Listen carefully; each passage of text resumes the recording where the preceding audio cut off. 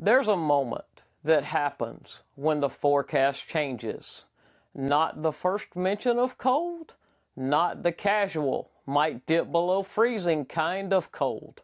I mean, when the weather apps start using words like teens, hard freeze, or winter storm, especially in places where winter usually just means a heavier jacket. That's when RV life gets very honest. This week, much of the southeastern United States is bracing for exactly that kind of weather. And if you're in an RV, motorhome, fifth wheel, or a travel trailer, this is the point where preparation stops being theoretical and starts becoming practical. Today's episode isn't about panic. It's about staying ahead of the weather instead of chasing it.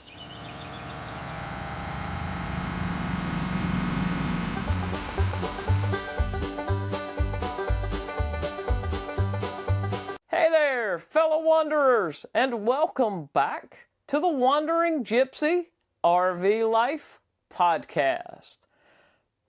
I'm Stan, and this is the place where we talk about RV life as it actually happens, the systems, the decisions, the lessons you don't always learn from a brochure or a YouTube highlight reel. If you're new here, welcome.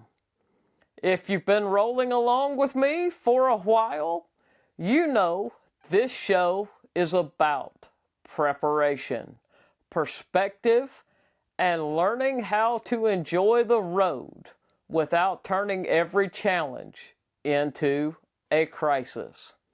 And today, with winter weather bearing down on a big part of the country, I want to talk you through how I think about cold weather RV planning, especially when temperatures drop into the teens and 20s.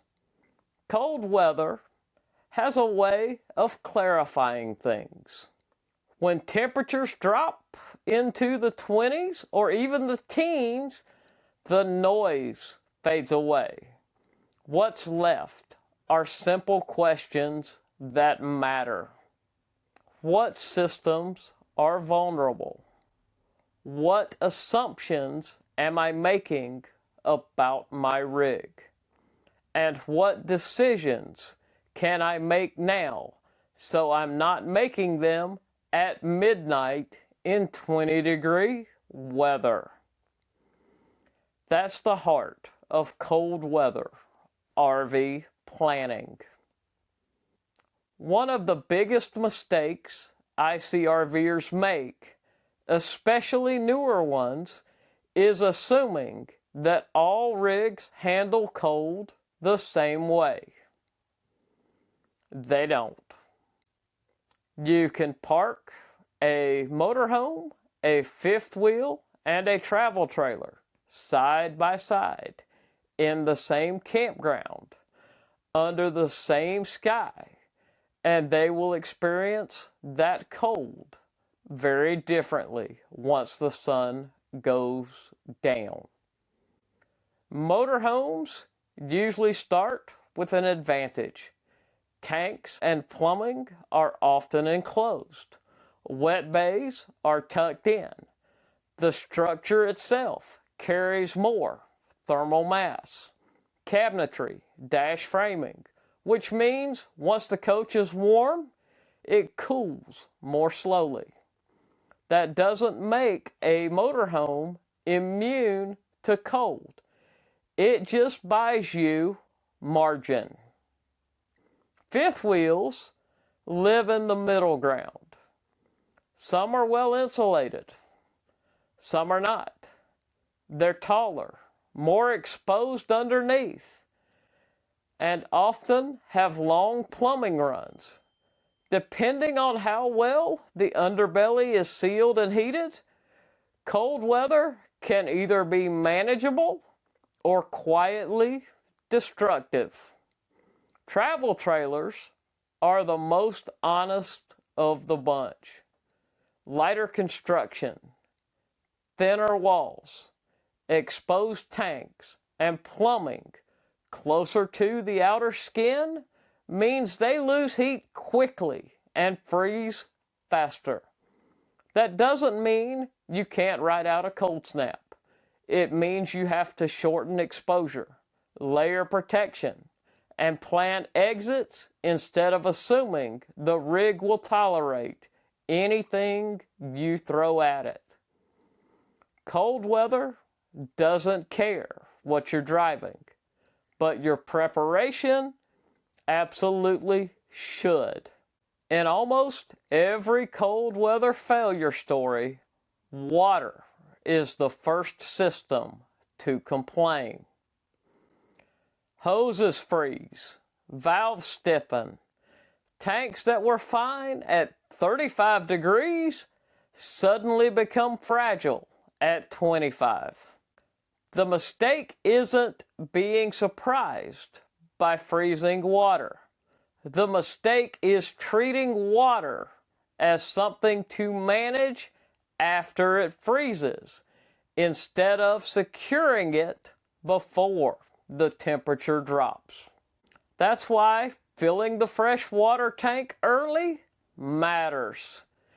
Disconnecting hoses matters. Turning on tank heaters before they're needed matters. Once the cold settles in, water becomes finite. And that's not a hardship, it's clarity.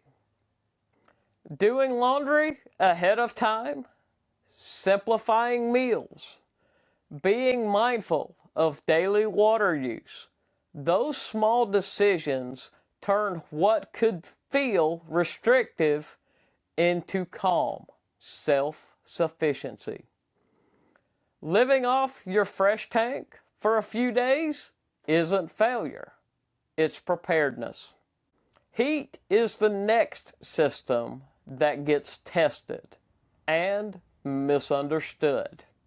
Propane furnaces don't just warm the living space, they protect plumbing bays, and at areas electric heaters simply can't reach. Electric heat absolutely has a place. I use it. Many of us do. But in real cold, electric heat works best as a partner and a supplement, not a replacement. Trying to defeat winter with wattage alone is how breakers trip, inverters complain, and stress creeps in. A better approach is layered heat. Baseline warmth in common areas, targeted heat where you sleep, and letting thermostats cycle naturally instead of running everything on high. Oil-filled radiators are excellent for steady, predictable heat. Ceramic heaters work well in enclosed bedrooms. Propane furnaces quietly protect infrastructure in the background when temperatures drop too far for comfort alone. The goal isn't to heat every cubic inch equally. It's to keep people comfortable and systems safe without pushing anything too hard. Cold weather also exposes how little attention many of us pay to the electrical load until suddenly we have to. As temperatures drop, demand increases quietly. Residential refrigerators cycle more often. Tank heaters stay on longer. Lights come on earlier and stay on later. space heaters stop cycling and start running. There's nothing wrong with using electricity. The mistake is stacking loads without realizing it. Cold weather planning means knowing which circuits share power, understanding inverter pass-through limits, and leaving room for appliances that cycle on their own schedule, like refrigerators and furnaces. Just because something can run doesn't mean it should run at the same time as everything else. Awareness buys margin. Margin buys calm. One thing cold weather RVing teaches quickly is that comfort and safety are closely related, but not identical. There are plenty of stories out there about space heaters and RV fires, and they're not exaggerations. Clearance matters. Placement matters. Touch tests matter. If fabric feels hot, it's too close. If outlets feel warm, something's wrong. If you're uneasy about a setup, trust your gut. Small adjustments, even moving a heater 6 inches, can change surface temperatures dramatically. Paying attention in daylight prevents problems at night. Nighttime is where preparation really pays off. Once the sun goes down and temperatures bottom out, that's not the time to experiment. That's the time to execute a plan you've already tested. Lower loads, fewer variables, heaters positioned and verified, propane levels known, water secured. Calm doesn't happen by accident at 3 a.m. It's built earlier in the day. The truth is, cold weather RVing is as much mental as it is mechanical.